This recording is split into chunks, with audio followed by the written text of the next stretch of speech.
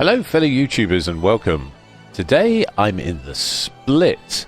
The map is Big Race, it's domination mode, we're in ranked play and there are carriers. Oh god. Carriers in ranked play. Yes, the eyes and ears of the fleet. Unfortunately, that means that most of the destroyers on this map now are redundant. Because carriers basically can look and see anywhere they want for their team, and they can light the whole map with their planes, which is kind of inconvenient really, and suddenly detection is irrelevant. Anyway, I could complain and moan about CVs all day long, but we're not here for that. We're here to look at the Pan-European Tier 8 Gunboat Split, based on a La Fantastic hull. So if she looks familiar, that's why. From the French line, the Tier 8, it's the same hull without the French saturation. So you're quite a big target and you don't get saturated, so you're going to take full damage from everything, unfortunately. Yeah, well, I say that, I mean, people can still go straight through your hull for just about 1,000 damage. Non-pens and pass-throughs and all that. But yeah, she's pretty fast. Okay, with the speed boost on, I'm doing just over 43 knots. Speed flag and speed boost. They're not very long-lasting speed boosts, just over a minute, but you get 4 of them before you slap on something like Superintendent. So, quite nice to have. Okay, you get 3 smokes straight off the bat, and you get 4 radar. The radar is short burst, but it is incredibly long range. We're talking 9 kilometers, which for a destroyer is pretty damn fine. Those with eagle eyes probably have already noticed that I've got a detect of 7.7 kilometers because I haven't built into stealth particularly. I've taken the stealth module, sure, for the 10% reduction, but I haven't bothered with the captain's skill, and the main reason being the radar. When you get detected, bang that radar button and you'll see exactly what detected you, and for 12 glorious seconds with this build you get to punish them. Now bear in mind your guns reload every just over 3 seconds. Exactly, I think it's exactly 3.2 seconds. You'll get to put 5 shells on them from 140mm guns. Now, yes, you've probably noticed as well that we don't have AP, so we're just going to grab the cap. No AP on this boat, but we do have HE, and the fire chances are good. The base fire chance with the shells is 10%, so she is very good at setting fires. I've also extended the gun range to over 13 kilometers to take full advantage of this, because the trajectories from the shells are very flat indeed. There's the Orkan. We're going to soften him up a bit. Slid into sea, and I am asserting my dominance. I mean, look at those arcs. It's really hard to not inflict some damage on someone. They're very easy to aim, these guns. They are new player friendly. However, she isn't the easiest ship to use. Enemy destroyer sunk. You're quite big. You are fast, but you're not as fast as a French destroyer. We dealt with the Orkan there. Okay, straight off the bat. That's a first blood to us, but that's our only casualty of war so far, and we've lost both of our destroyers, so there's just me left. However, I could tell you that this ship is more than capable of handling those 2 destroyers over there, thanks to its radar. You'll see, you'll see. We do okay here, we do okay. I'm going after the destroyers, basically. I've decided that we need to remove some of the eyes of their fleet. Unfortunately, it is a carrier match, which is a shame. So I'm going to head into mid, using my torpedoes, and these torpedoes reload every 60 seconds. They don't hit particularly hard. They're typical sort of pan-European torpedoes. And there we go, there's the reveal. Got the Loyang and the Mayhan just sitting there Activated. gagging to be punished. I'm just going to smoke up so I can disengage because they are now both very much aware of me. Main turret critically damaged. And then we'll just slip away into our smoke.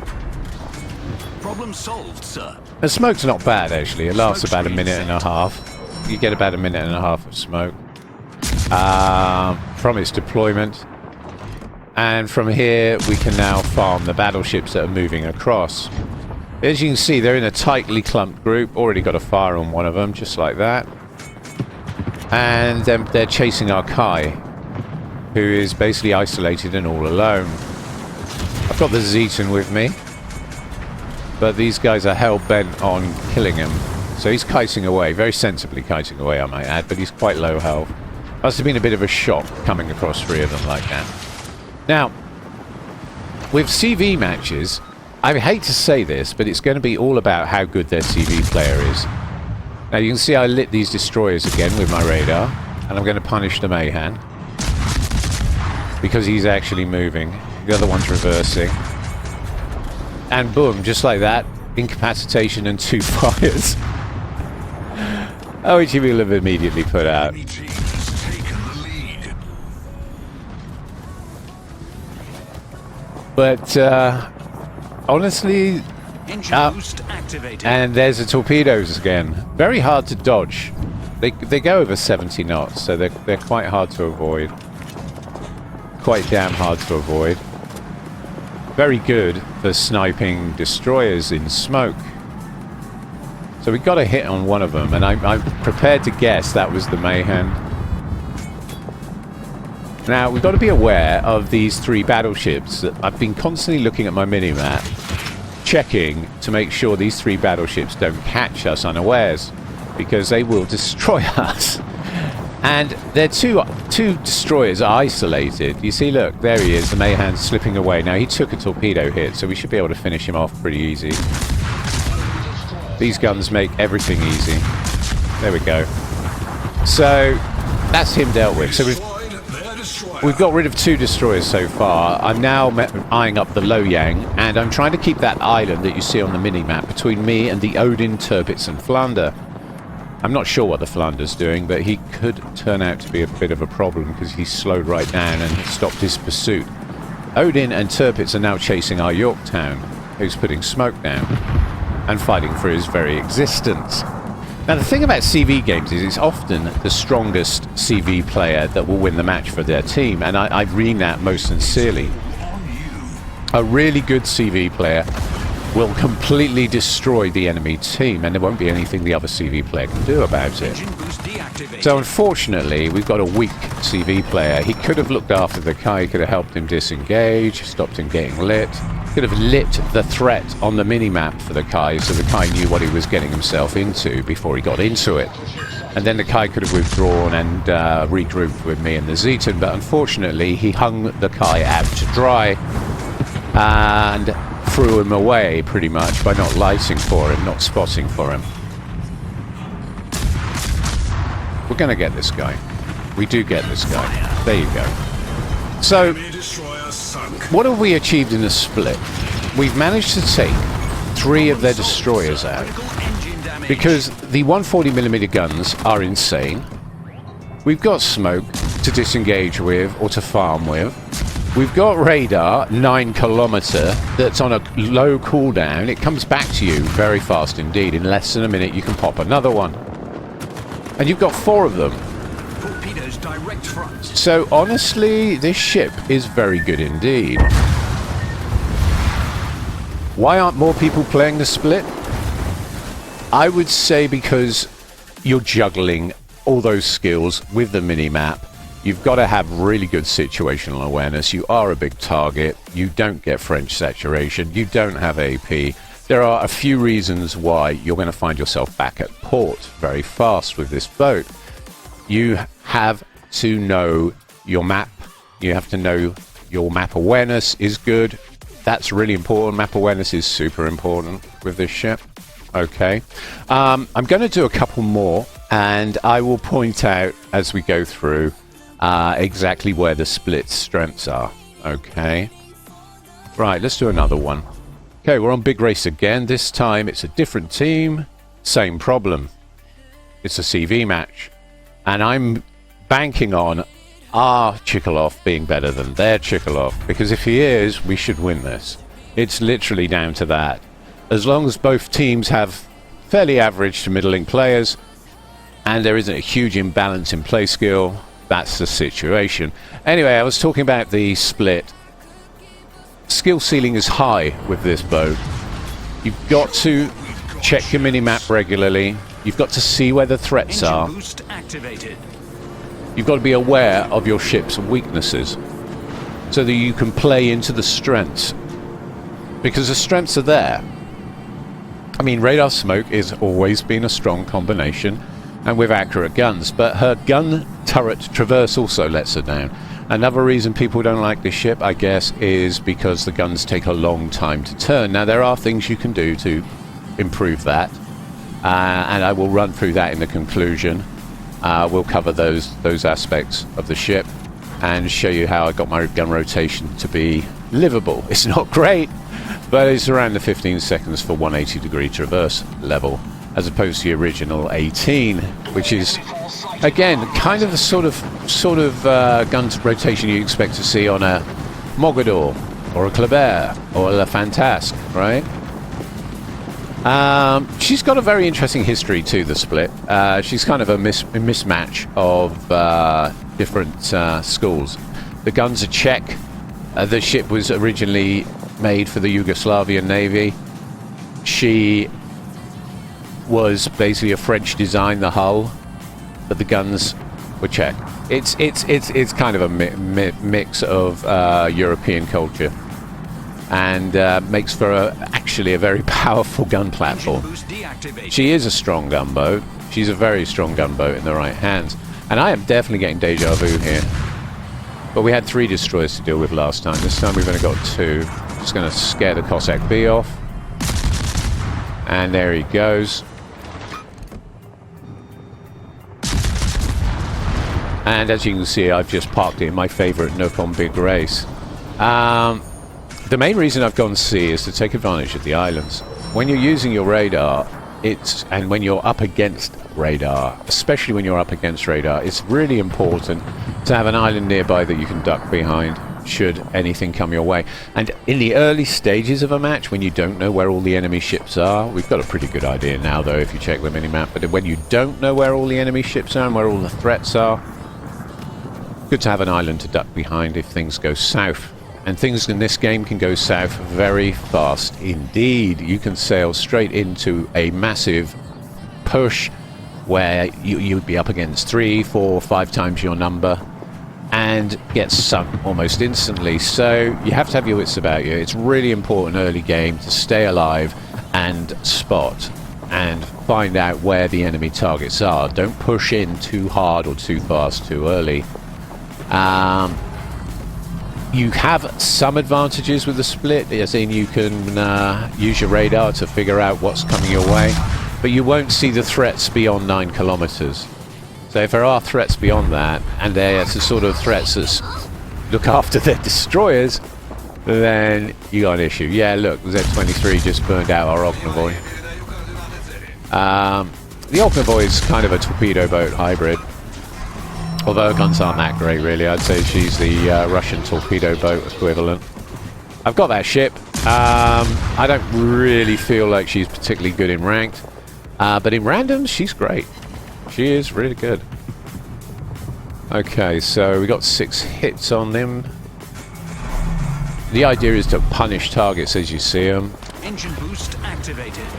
So that when you finally get to a bit of alone time, you can take them down fast.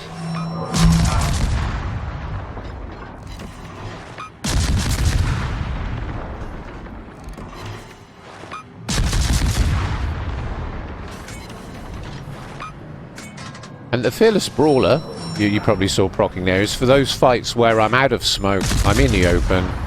It's a straight burn down to see who can burn the other target down first. And you just want that edge, you want that little bit of advantage, you want that 10% reload reduction to kick in and give you that little edge.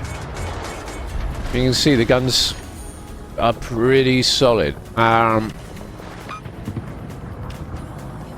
Let's see, we've got the Iparanga with us. Chikalov's taken position behind the island at E8. Ognavoy is... oh no, Ochakov, do excuse me, Ochakov, the cruiser at E10 is in another time zone. Our Richelieu is pushing in, our Brandenburg is moving away. I would say our fleet is somewhat in disarray. The Brandenburg's got the right idea, the Richelieu really should be joining him, but I think he's chasing down the Cossack B. Okay, so since we're a ship down, I'm going to push into B now. Engine boost deactivated. And things should get pretty spicy pretty fast. Right, we're just going to drop smoke to disengage. That's the Anhalt. Really didn't expect him to push up. And this is what I mean. You get caught, you take big damage. I just lost almost half my health to one broadside from the Anhalt. We're big, we're soft, and we're easy to hit. Smoke screen set. However, I've got my smoke screen up, I'm now undetected, and we can punish the Anhalt for his cheek and send some super fast torps his way. You get 2 spreads, which surprised me. That was a nice little surprise. You get 6 torpedoes to play with. A lot of gunboats only have 4 or 5, so that's a nice thing. I speed it up. Should get him with 3 though. Yeah. And we got a flood and an incapacitation. And you can see she's really good at dishing it out. If we didn't have the support of the Iparanga, we'd be fine. We'd be absolutely fine. But the Iparanga got him, which is fine. Because that gives me a chance to move my slow guns onto the next target, the Amagi. The slow turrets, that is. Turret traverse is absolutely dreadful. Oh! Hello. Now you see, someone's gone, aha, says the Z-23. I've caught you in your smoke with my hydro, aren't I clever? Mate, I'm a split. You're fucked. He's so fucked. Bye. So, there you go. What can I say? Why aren't more people playing this ship? I have no idea. Oh my god. Carriers. Fucking carriers. Wow.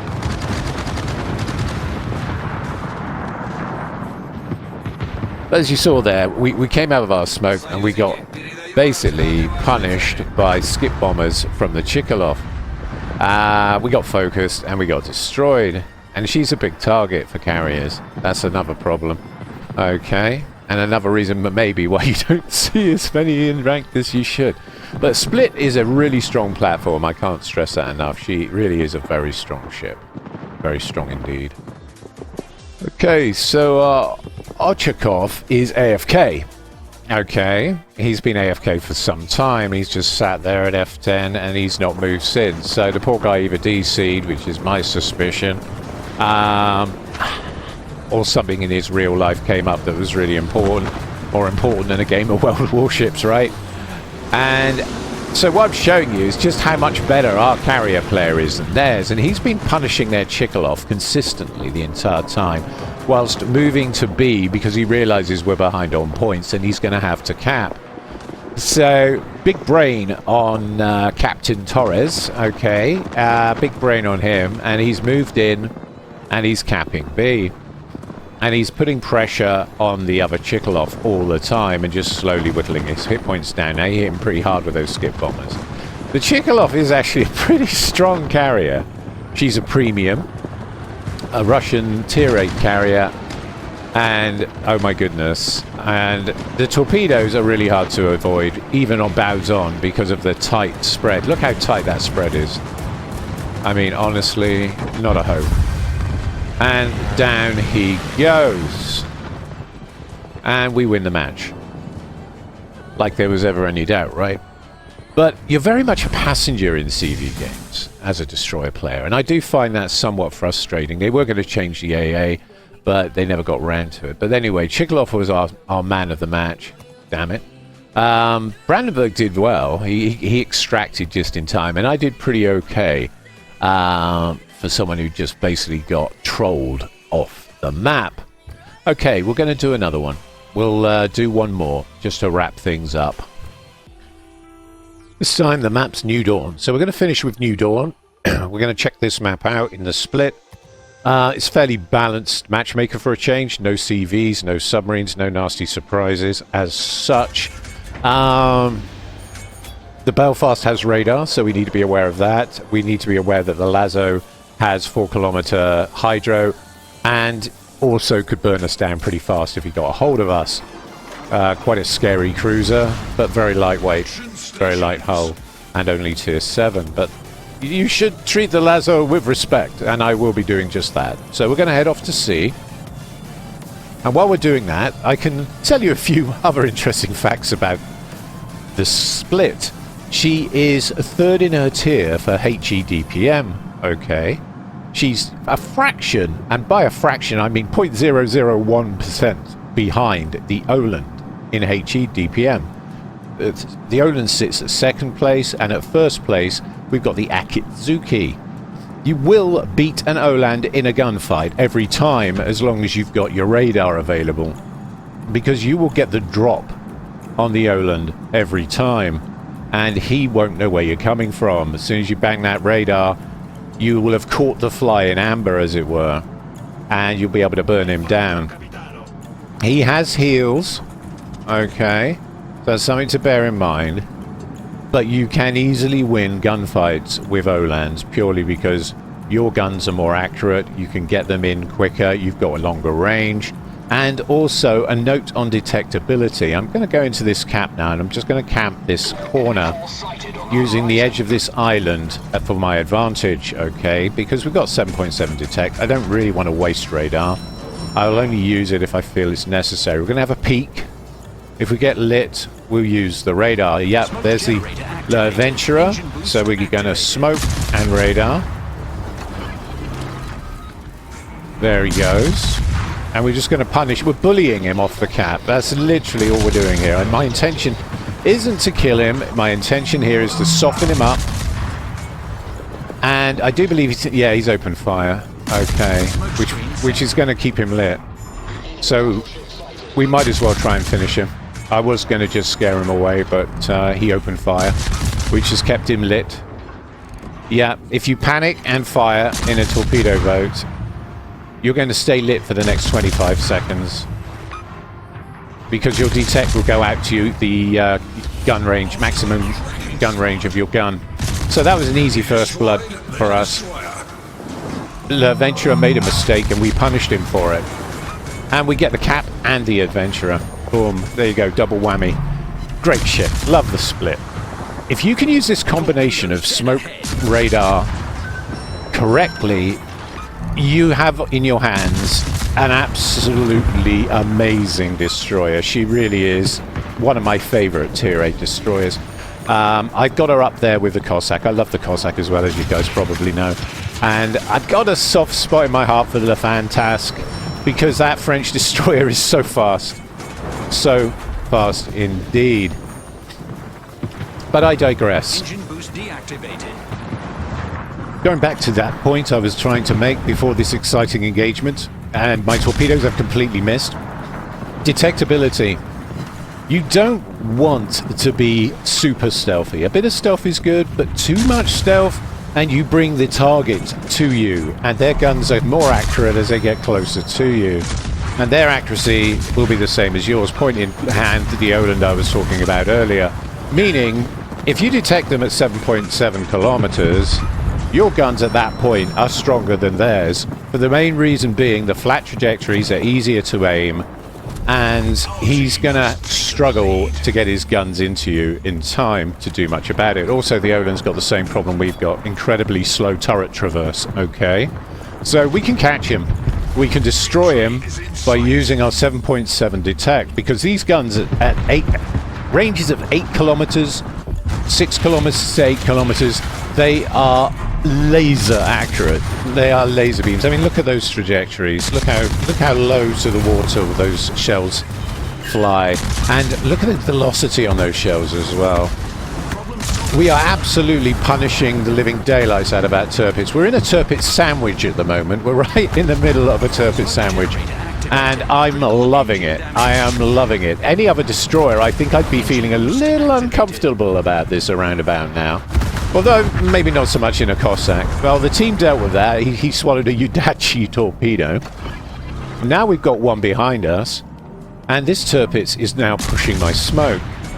Now, the gun's detecting smoke is 3.5 kilometers. So once he gets within 3.5, he will detect us. Okay. If he launches a plane, a spotter plane, and that gets within 3.5 kilometers of us, he'll see our gun bloom. So I'm just going to wait for my radar that's got about 43 seconds to go to come off cooldown, or he's going to push into my smoke. We'll see which happens first. But my torpedoes are already up and ready to go because of the 60-second cooldown. So he's quite low health. We can probably finish him off with torpedoes. He's torpedoed my smoke. Pretty standard practice in a turpits. Now we're lit because he's at 3.2 kilometers. You see about the gun bloom, the 3.5. As soon as he came within 3.5 and I was shooting, he lit me. Okay, so we've just backed off a bit in our smoke, used the island, and we're just going to wait here and see if he pushes in.